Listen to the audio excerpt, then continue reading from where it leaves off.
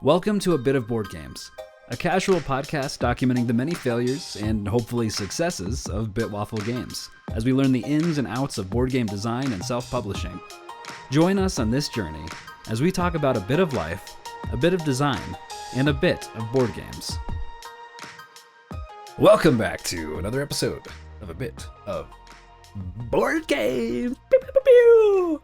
Okay. This is episode 55. Today is May 8th, 2023. I'm Stephen, creative director. I think that's what we're going with. And man, what else do I say now? Just creative director, but in that I do games and art stuff, you know. Okay, cool. And with us today is none other than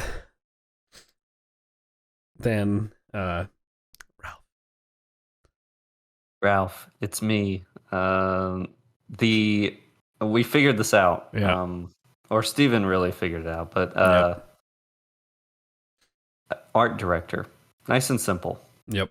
Trevor is the director of direction. Yes. Also, probably need a moment of silence for the death of the 18er. Yeah, that's probably. I mean, yeah, because this is now not an 18er anymore, and you're here, and you're gonna be more regular here and there. So it was a good run. You know, we got the hat. We got the hat trick. We got the first three. So yeah, that's all we need. Yeah. Anyway, You talked the whole time during my moment of silence, but it's okay. It was your moment of silence. So. Oh, just mine. Yeah. Fair enough. That was a rough landing on that intro there. I don't know why I've just been getting worse and worse at these intros and the outros. They just keep going on longer and longer. Anyway, today we're here to discuss games and design and life and art and happiness. What is happiness even? So how does one happy? You're gonna have to ask a happy person. Oh, well, I can't answer it. Anyway, we're just gonna go on. No, I'm just kidding. We're okay. Yeah. So design sense. that's my. I'm just gonna be honest, listeners, viewers, people. If you're watching here, I made notes to talk about. My first one is just design sense. Before the show, I was going through the notes, and I'm like, I don't know what we meant by that.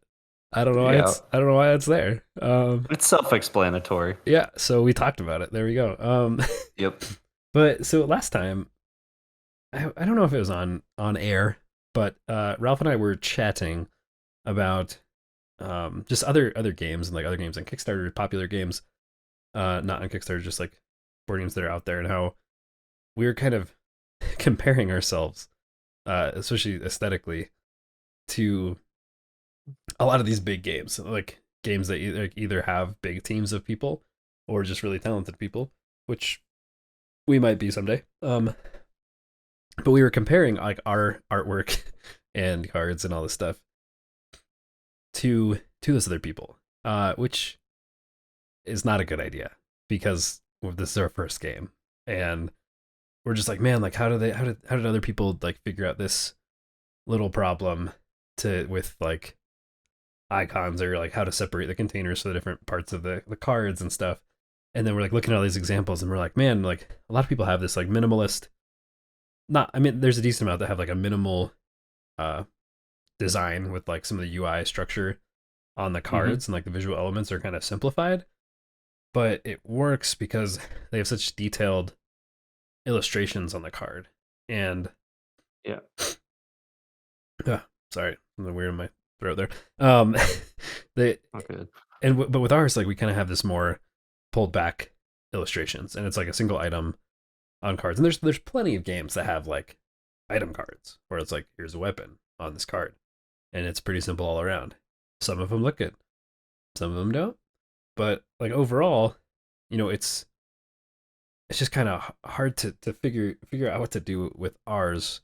Like when we're like, well, I want ours to look this good, but we're not using the same pieces, and so it's hard to really compare it when it's there's obviously lots of things that have similar elements. We're not creating something brand new that's never entirely been done before. Like we have a unique aspect of our game and everything, and the art will be original because we're doing it. Um, but overall, like we were just kind of comparing that and how we had this realization like we're not veterans in this industry, so we can't really compare ourselves. Like we want to use those other options and other comparisons as like our goals of like what we want to do and what we want to be. But then finding other examples of like pretty good games to use as like references in our goals. Like, hey, like this game, this style, whatever, it's not it wouldn't be unreasonable for us to be able to do that. So yeah, that was something we were talking about. Any thoughts? Any thoughts, Ralph? Yeah, it's a balancing act because you want to reference good work, but you don't want to get too discouraged looking at stuff that's like super Yeah, finished. And because, you know, ours is not finished yet. And also it's exactly right what he was saying, where we like to amp each other up and say like, oh yeah, what this work you did is really good, this concept is really yeah. good, all this stuff is really good. But at the end of the day, we are not We like like vets we like to in lie to this. each other. You so It's good, well, man. Beautiful. it's No, I'm like just kidding. yeah, but I think we can be genuine, but we also can see when there's something that's like super good out there as well, that we're not quite at that level because we just don't have the years and hours of experience. Sure. Reality is most of these games that we're looking at probably, well, I know for sure some of them, like World of Warcraft is one that we've looked at in the past, and they hire industry standard professionals, Oh yeah, many of them, yeah, like tons of them, and to make these individual artworks. And they've got people working, full time doing all this stuff with these games and yeah, these cards, and so it's it's it's like you want to reference the good quality work, but you don't want to get like too bogged down, and then yeah. uh You don't want to get stuck in the phase of just like, oh, I'm doing research when you're just scrolling through endless pages of references or other cards or things that you're like, oh, like that's cool. Like that gives me a good idea. Because I've done that, and like I'm sure everyone has at some point where they're just like scroll, scroll, scroll, like looking through everything. yeah, But like and at it can some point, also, yeah, I was gonna say at some point you need to like just do something. Like yeah, and if you do it too much, it'll also hinder some of your voice as well, I think, yeah, because yeah, everyone brings an individual voice to whatever they're creating. But if you're right, just constantly looking at something else and trying to match it, then you're going to lose some of that. yeah, So I think it's a balancing act where we still need to reference good work. I think that's an important part of the creative process, but we should also know when it's time to be like, okay, but what we have here is pretty good, and I think this direction we were going in matches what our goals were, and we can just keep moving in that direction. yeah, Um, yeah, but we haven't made no progress. We've got a few things that we've been doing. yeah, Um, None of it's done yet, but we have made some strides, yeah, for sure. thankfully. Side note, since we're doing the video stuff here, um, I just hopped on YouTube real quick to see what our previous video did, and somehow it got 72 views since the last week when we Oh, posted it's a it. 72. Oh, nice. Yeah, which is a Not lot bad. for that. Like, but granted, also it's like average view duration is like 2 minutes, so Oh, is it really? yeah, so people didn't. Oh, A bunch of people clicked on it apparently, yeah. but didn't stick around there. 2 Um, minutes. But like that's, I That's mean, like for having like our first like, I don't know, video podcast, like pretty cool that hit 72 views there. Thought that was pretty cool. Um, yeah, we just we need to sharpen up our thumbnails. yeah, no, well, someday maybe. Yeah, This is someday. very much like we'll just throw a video on, see what happens. It 72 Yeah. new people saw it, and maybe who knows who else could learn more about us from there. So um, we'll see. But anyway, we also hit 3,000 downloads on the podcast overall, Good and milestone. yeah, so cool things. And my last post on Instagram with the new art style had the most interactions ever as well. Sorry, this Nice. is really off topic. It's just stuff I was thinking about. Um, so sorry to No, kind those of are derail that us there, that but it's good to hit those kinds of milestones and think about how people are finding and engaging with the stuff that we're putting out there. yeah, It's good to keep that in mind, I think. especially for doing zero marketing on it or like like really trying to push this. Besides, the only things Yeah. I've done is post on Instagram, and I don't even like talk about the podcast. I think I posted about our podcast one time, maybe twice. Um, Well, the podcast is, it's correct me if I'm secondary. wrong, but it's more for documentation purposes, right? It's not necessarily for entertainment. I Uh, mean, I would hope it's entertaining too. So no, me too. And I think it is. I actually yeah. have a lot to say about Oh, about how the entertaining I podcast. am. Just, In a way, just yes, that's right. In a way, that's yeah, true.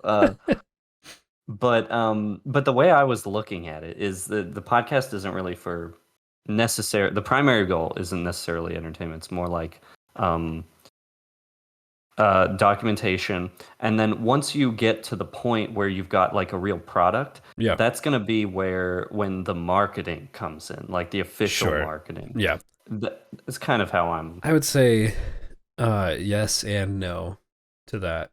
Uh, yes, the podcast is mainly just be for us to keep a regular routine of being in this mindset with games, and Hmm. also to document kind of the process.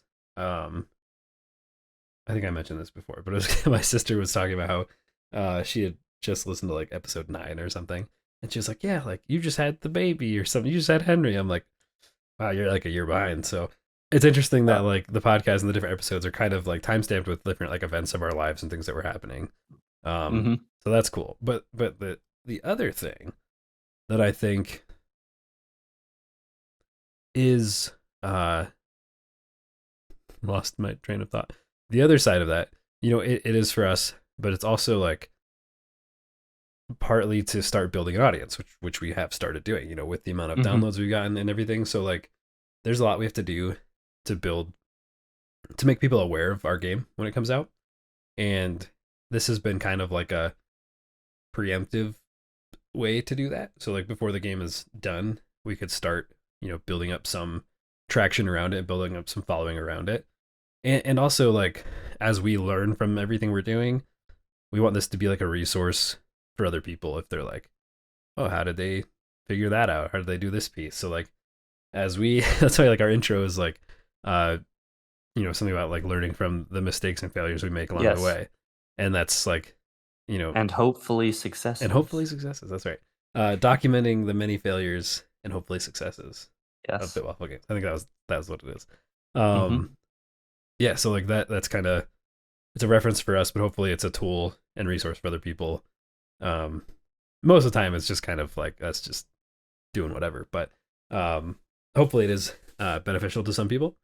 And like some of the interactions we get on Discord and stuff is great too, because then it's like, oh, like people are like have questions or they want to talk about this stuff, and so like even if it's like we don't know, we can work together to figure it out. But and then the goal too with Yeah. with Bitwaffle Games as a whole, I think the goal is to um be like to build our brand and kind of be a resource like in the industry um someday.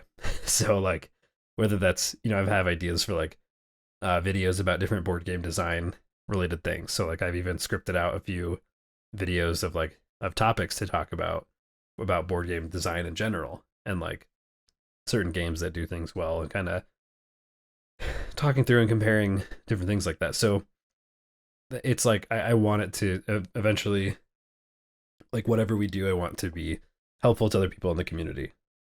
So Yes. that's a lot, I but think I think if the right person found the the podcast, it would be very useful for them. That it'd be sure. very interesting. And yeah, I really do. And hopefully it's just kind And of fun in the process. So yeah, I think it is, and especially a project like this. yeah, It's like this is the momentum building yeah, phase for sure. more than anything, and that is, in some ways, it's the most fun and exciting part, but it's also the hardest part to stick through to the end, I think, Yeah, because it takes a long time to build that momentum. It takes a really long time. yeah. We're Uh, just starting to go up the ramp. So yeah, but once you get it, once you get to that point, it doesn't take as much effort and it keeps on rolling, yeah, and you have more resources, you have more just well momentum behind the whole thing you're trying to create. So yeah, yeah, and I do think the podcast is entertaining though. that's good. I just told Stephen before. I don't think we were recording yet, maybe, but No. about I did a lot of yard work this weekend because we Hmm. had really good weather, and pretty much the whole time I was listening to the podcast. Um, and it because it's just easy to listen to, and I was wondering to myself, I thought like, why is this podcast easy for me to listen to? I'm not sure. Um, I was trying to figure it out because if I'm being honest, I don't want to. I don't. I'm not big into podcasts. Okay, I'm really not. sure. It's it's really hard for me to stick it out through a podcast because I find that what happens is you start out with a few people who just have this idea and they just want to pursue it, and it's just this genuine interest that they Hmm. have. And so they start speaking about it. They start just this random podcast with really no expectations, and the rough and ready style and the really laid back feel of it all is super appealing to me. Hmm. This is me personally. I mean, I'm sure, but like then you fast forward to like episode 100 or whatever, Sure. and oh my gosh, they've become these like caricatures of themselves, Hmm. and you can tell they're just putting on this show Interesting. and being oh man, nothing annoys me quicker than seeing people and just seeing through, oh, now you're just doing this, you want to be famous, you don't care about the That's why original I'm thing you here. set out. So Yeah, I mean, no, but what I was thinking is this doesn't feel that way. This podcast absolutely doesn't feel that way to me. Like when it's just when I'm listening to you and Trevor just talking about board games, it comes across really genuine. It's actually super laid back, and I just enjoy it. I understand I have a little bit of bias probably because I've been a part of it sure. a few episodes, but it's still to me it's got that genuine factor, and Well, cool. I would really like for us to hold on to that if we can, Yeah, for sure. I think we will because it's just kind of like we're not like scripting our podcasts. We have like No. I might take some notes of like I want to talk about this kind of thing, and then I'll just lead us into that somehow. Uh, but it's not like today we're talking about linear game design, and which has these three components that we want to discuss in detail. No, it's not that. So That's so cool, Stephen. Wow. thank you very much for talking to us today. Yeah. um, anyway, speaking of game design, let's talk about uh, another thing that Ralph and I were discussing again after the podcast last week. Why don't we just record everything we ever say to each other? Um, just Not a bad idea. all the time. Well, it is probably is a bad idea actually. Um, Daily vlogs. It is a bad idea. You get burnt out real quick. well, not even that. It's just like everything that we've said to each other could be used against us. Oh, that's yes. So anyway, Very true. um, after the podcast last week, Ralph and I were talking about. I can't remember what video game started us talking about it. We were talking about games. Um, you were talking about that like small horror game, Signalis. Signalis. Oh my gosh, you're bringing up Signalis. Well, This is so we very were we were talking dangerous. about Elden Ring, and then we were talking about I can't remember all the games we were talking about, but it was a variety of games, and we were talking about how like certain games are better than others because of how intentional they are with their designs. We're talking about like intentional game design. Title of the podcast. There it is. Um, Mhm. and so with that, there's a lot of different types of games, but in our context, what we were discussing was kind of games that have linear storytelling, like linear design, and then versus like open worlds with kind of an open game design, where like open world is like you can kind of make your own choices and go where you want and do things in the ways that you want to, which Mhm.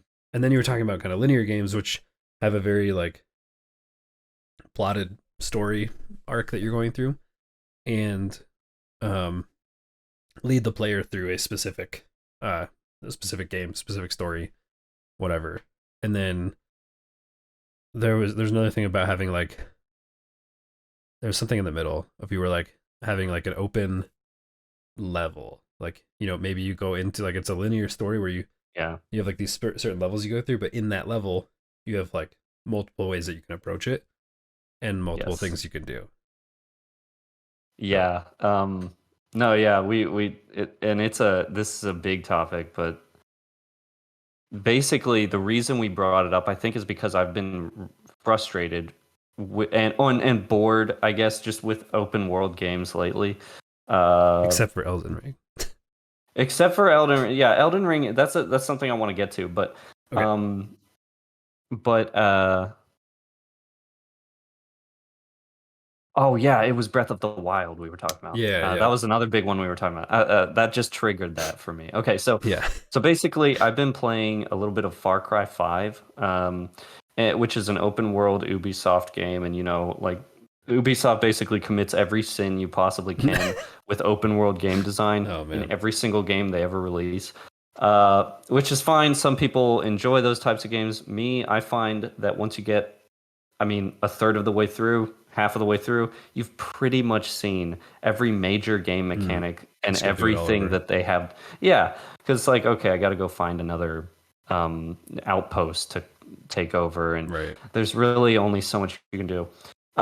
Far Cry 5 is actually not terrible in this instance, but again, I'm like halfway through the game, and I feel like I've seen every major Hmm. mechanic aside from maybe a couple boss fights that I haven't gotten to yet, but um, it's just you run into fatigue because there's nothing Sure. really left for you to do, and there's nothing to meaty to really grab onto Hmm. um, that engages your brain in a new way because you've already tackled like every scenario that the game wants to throw at you. Um, Great example of this is Breath of the Wild. Stephen, I think you mentioned you have not beat it, right? Yeah, I've pretty much done everything in the game except for fight Ganon. Yeah, and why Um, would you? I mean, yeah. what is there to do? What do you have I mean, I'm sure that the Ganon fight has some. So I have also not beat the game, by the way, but I'm sure the Ganon fight has some great mechanics. It's a great battle. I'm sure it is, but there's not. You're not really motivated, or I'm not to finish it because I think that because they just focused on the open world Hmm. and they only because they had this massive open world and the scope was so big, they couldn't really design it with a lot of intention. And so we're getting around to the point here finally, but Yeah. like the difference between the old Zeldas, like Ocarina of Time or even Wind Waker, which is an Mm-hmm. open world game, but That's they true, actually. didn't Yeah. they didn't run into this problem because each island was specific Yeah. was limited in scope, so they could really design it around this one idea. And of course, they had legacy dungeons. One of the biggest missteps I think of, or maybe it was just a sacrifice of scope again. Sure. But one of the biggest problems with Breath of the Wild is that it doesn't have any legacy dungeons. It Yeah. just has those The beasts, shrines, well, the beasts and then the shrines that just all look the beasts, same. and the shrines which have exactly one skin. Yeah. Um, Yeah. and the where I think Elden Ring is, and I want to stress this, Elden Ring is a very rare case where an open world, I don't think it really hindered the design aspect of the game. The game feels very intentional. I don't know how they pulled it off, but it's because one of the big reasons is because in their smaller dungeons they have like three different types, not Hmm. just one. They have like three different ones, and they're all very creatively utilized, and not all of them are really the same. Um, and they include some of the best legacy dungeons that they've ever put out. Hmm. So all of that like makes it worthwhile. You can keep on going after it, but um, the type of game that I was describing that's one of my favorites anymore is a semi-open level structured game. Okay. So Signalis is a good example of this because basically I think it breaks down into chapters. In each chapter you're in an area. And the area is pretty open-ended, Hmm. but you definitely have to do certain things in order to get to certain parts. And you have some freedom around how you want to tackle this. Sure. Yeah. Another one of my favorite examples of this, actually, I know you've played it, so um, is actually Dishonored. Oh yeah. So you have the levels, but you have like each level has like four or five different ways you can approach Sure. it, Right. and you can go through it and do it how you like. You can level your character up in a way that gets you more of the type of approach to the level Yeah. you like. You Right. know, like if you want to go like you okay, basic mission, you have to kill this dude. You can either like find this vent Hmm.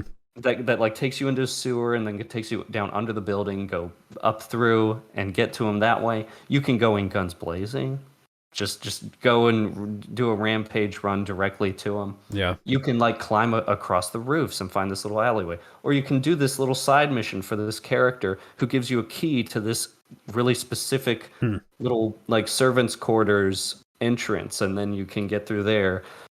There's so many ways to Yeah. tackle like one thing, but because they kept it limited in scope and they didn't just bloat everything out into this big open world, you the designers could actually focus Yeah. and do something engaging and interesting for you. You know? Yeah. I I I love like Breath of the Wild is a phenomenal game. But yeah, I think at some point I just kind of like didn't feel like I'm a completionist with a lot of games, like achievement hunter for a lot of stuff. Hmm. And so I'm pretty sure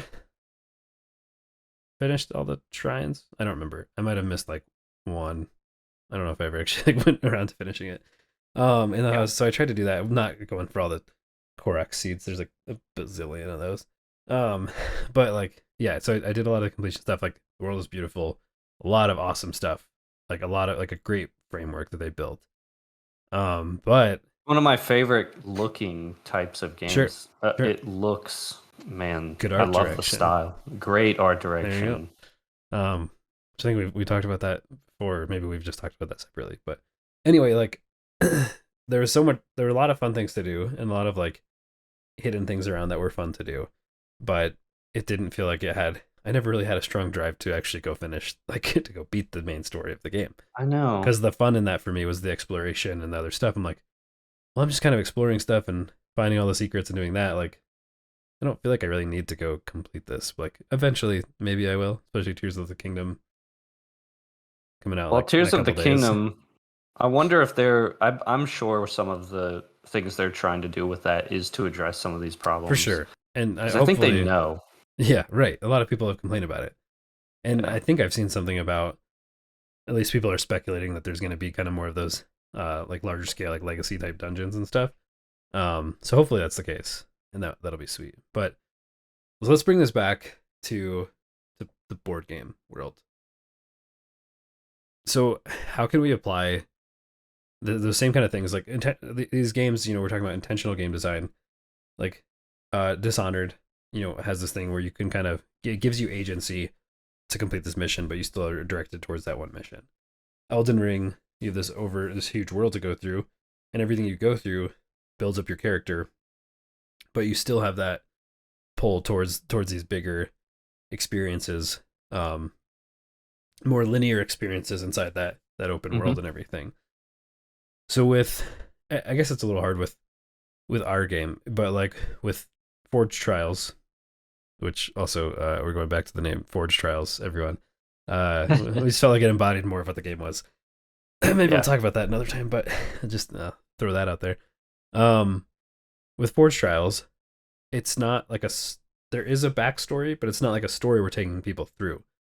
However, we still need to design the game in a way that people feel like they have some control while also not knowing exactly what's going to happen every time. Um, Especially because like you don't know what other people are going to draw or what they're going to do, and so like maybe this game doesn't apply as much with that like intentional game design. Besides, like we have a certain experience. I guess no, it does. So intentional game design, you're designing in a certain way to get your players to experience a set of feelings, experience a specific. You want players to experience that game in a specific way. That's the core of intentional game design. And so like with Forge Trials, the goal is to be the best artificer in that. And so like you want to be the best artificer through these trials. And so when you're like planning out how you want to craft stuff and who you're going to attack and all this stuff, and so you're kind of trying to do this in a way where you end up on top. And so like that's the case in a lot of competitive games. But that in this case, like that is that intentional game design. But let's think of like,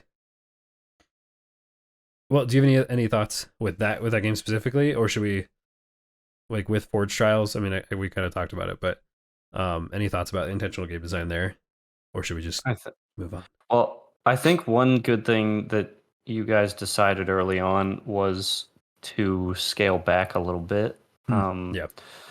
which is indicative of, the move towards more intentional design and more doable and, you Oh yeah. know, If we just added, dude, the amount of ideas that we've either like cut or just like stopped before they took root, like yeah. so many ideas. Where we're just But like, does that add to the core of what the game is supposed to be?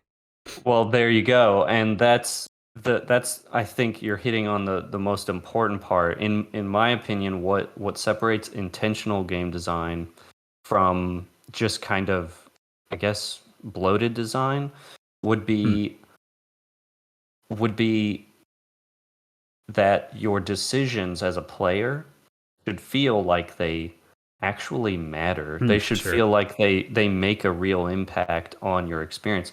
Like for instance, in you know in Breath of the Wild, I don't hate Breath of the Wild, everyone. Just I have no problem Don't with forget, we it got to answer. necessarily. We got to answer a question before the end of this podcast too. We're getting close Yes, to time. okay, okay.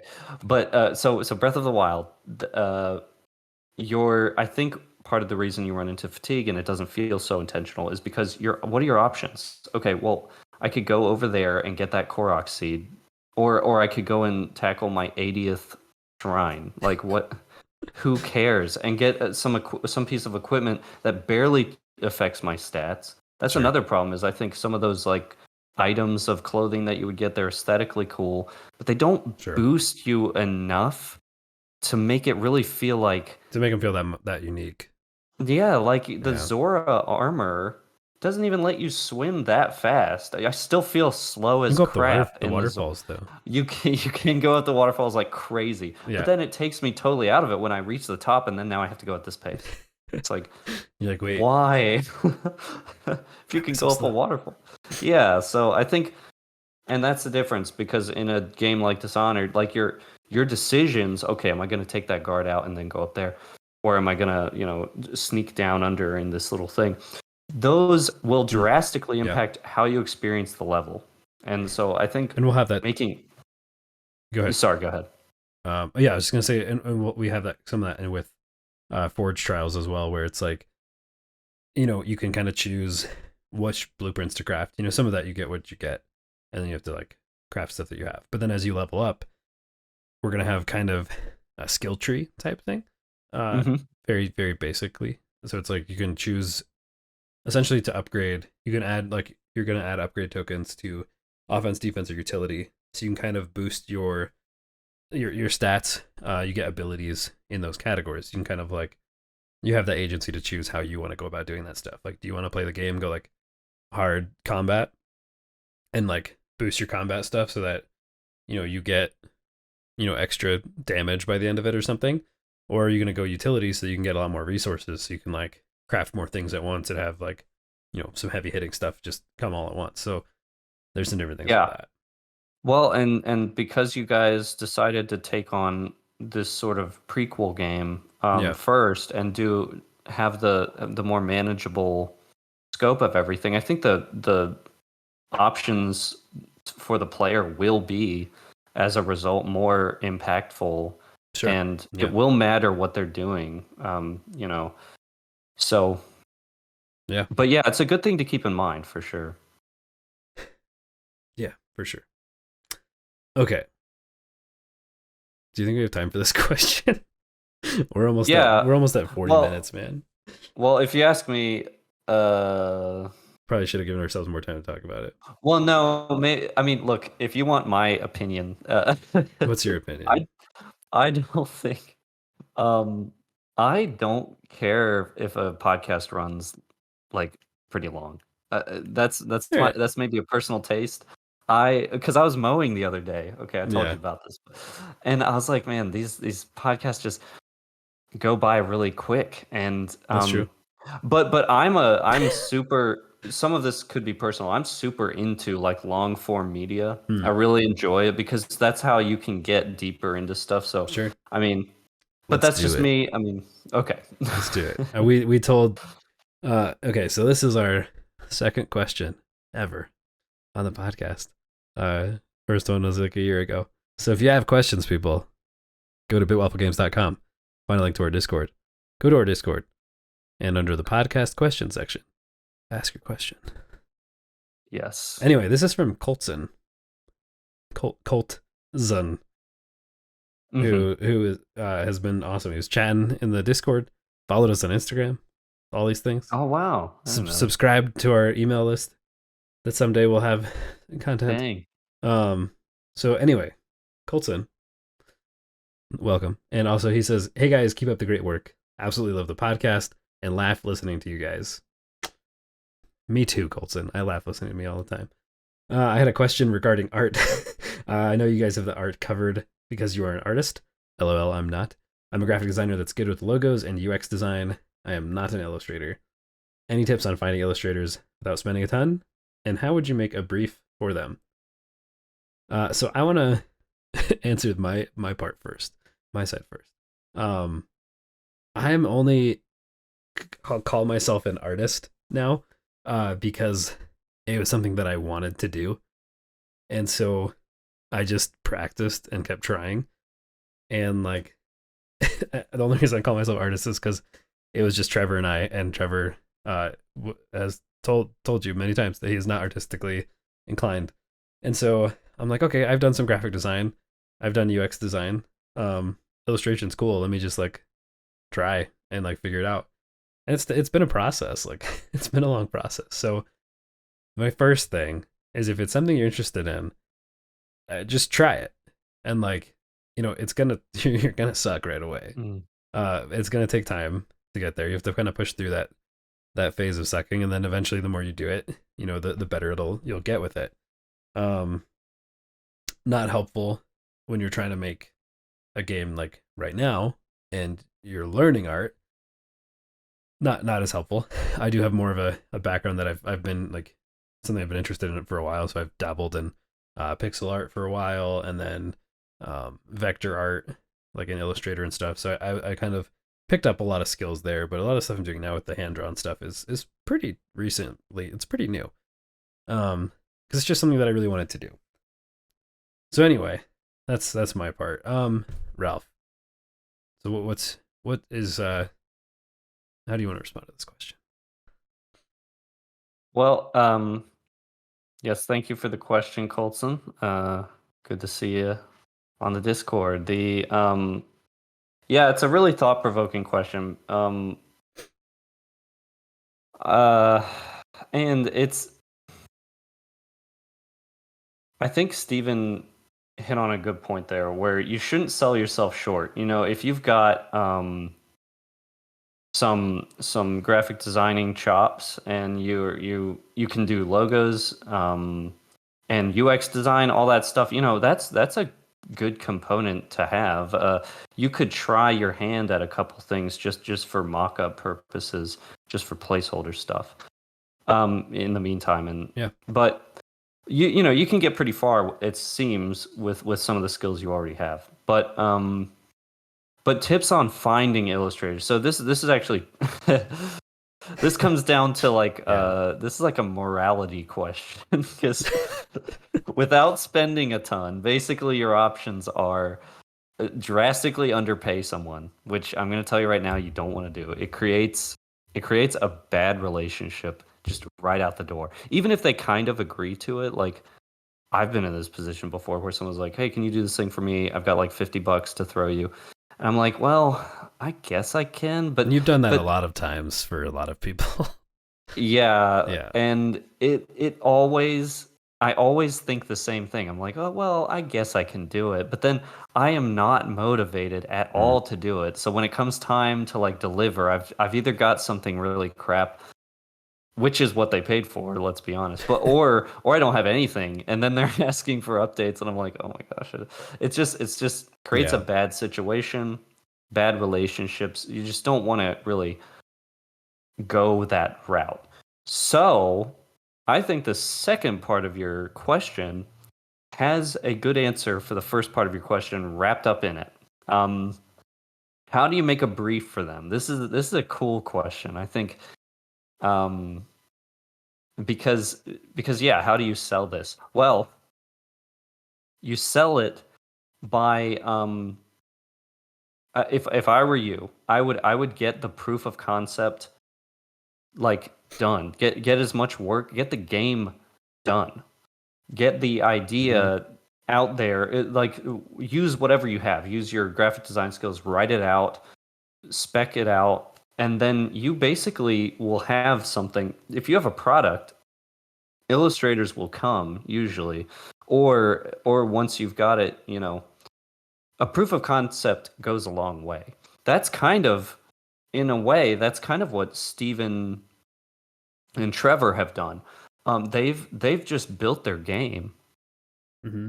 with little placeholder cards. They've built all the Components from rules other out. board games. Yeah, they have a functioning product on their hands. And now me, because I like, you know, I blackmailed him at the right time. he blackmailed me at the perfect time, Yeah. and it was right. So th- in my opinion, if I were in your shoes, I would just get your product proven to work, and then illustrators will come, or you can just start saving at that point and start thinking about your options. You You could also, know, so there's, I don't know where you live, but there's a lot of places that have board game design meetups. And so there's one app or website is meetup.com. So you can look up like game design and see what kind of groups are in your area. So that'll help you yeah, network with people. And there might be people that, you know, are artists. And if they're interested in your game, sweet.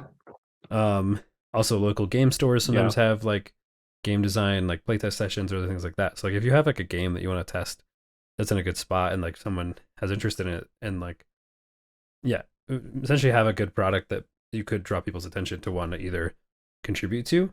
Um, yeah, I mean, the go ahead. ideal. Well, I'm just about done. I mean, the ideal situation would be that you find someone who happens to have the skill of illustration, who then believes in your idea. Yeah, Like they end up being as passionate or whatever. We joke about me being blackmailed, but basically, I see what Steven and Trevor are doing. I think it's really cool. I'm genuinely interested, and I'm not in this for anything. I just like it. I just think it's cool what they're doing. I Yeah. think they've got a good they have good drive, and I think their game, it sounds like it's really cool. It's funny, I haven't played the game. I Yeah. want to, but we just Just fly out real quick. that will come at Yeah. some point. But yeah, I just think it's a good idea, and I like it, and it's the kind of work that I'm interested in Hmm. anyway. So I can And I that's can dedicate some time to it, and and yeah. and when I talked to Ralph about this, I'm like, hey, we don't have money for this. It would be cool to work with you, but I only want you to be a part of this if it's something you're genuinely interested in doing. Yes. And so I'm like, here's the information. Like, if it sounds like it's worthwhile to you or it'd be fun, we have hopes of, making money in the future and like Yeah. being able to work on more games and other ideas and stuff too. And so I'm like, no, I only want you to be in this. Like, I wasn't like trying to guilt him or be like, hey, like, I really need your help on this. It's No, more like, you were hey, honest. yeah, I'm like, hey, like, this is where we're at, and it would be fun to work with you. And um, essentially, here's all the stuff about the game. And like, but I told him like, essentially, I didn't want him to be a part of it unless it was something that he wanted to do for himself, in a sense. So Yep. yeah, And I think that's key. Be honest with people. When trying to. I mean, money is a problem, yeah, for especially sure. when you're at the beginning stage of trying to build something worthwhile. Money's almost always an issue It's gonna unless you're take really lucky. investment. It's gonna take investment of time Yeah. and money. Yeah, but I think the best route always every time is not to try to find some weird loophole or anything. It's like no, just approach it honestly, be straight up with people, and they will. If you have something worthwhile, they'll jump on board. Yeah. You'll just find the right people, I think. But yeah. So your options are be better or find someone that's better. I don't know. Yep. Just kidding. That's Nice and simple. yeah. Okay. Well, we'll get to the next question next time. Next Spoiler, not question. Next spoiler. time. Teaser. Colton has an additional question, which you can find on Discord. The Bit Waffle Yeah. Games Discord, which you can find a link to at bitwafflegames.com. Also, if you want to keep up to date on what we're doing, keep listening to this podcast or watching this podcast if you're on the YouTubes. And follow us on the socials at Bitwaffle Games. I'm still posting random art stuff on there. Although I haven't done any art in the new style, so maybe I'll post the new logo this week. Oh yeah, the Maybe, new Bit Waffle Games logo. maybe I don't know. We'll see. I'm also excited about the next question because it is strictly a Steven question, hmm. and I'm always the one having to I'm always having to think of answers for these questions, and it's like, oh my gosh, The art stuff. it's gonna be nice to just take a back seat on this next Yeah, one. yeah. Ralph's done with his hosting. He's tired of hosting this podcast. So, anyway, I do like it. Yeah, no, it's fun. well, that's good. Hopefully, Anyway, yeah. I'm not gonna do what I did last week. We're gonna wrap this episode in a just clean cut right now. I'm just kidding. Anyway, yeah, Bitwaffle Games, bitwafflegames.com. Go to those places, and YouTube and here. And also, if you're listening to this podcast, ratings, good positive ratings are great. And can help other people find it as well. And that'd be cool. So thanks again for being here. And we'll see you all next time. Yes, thank you all.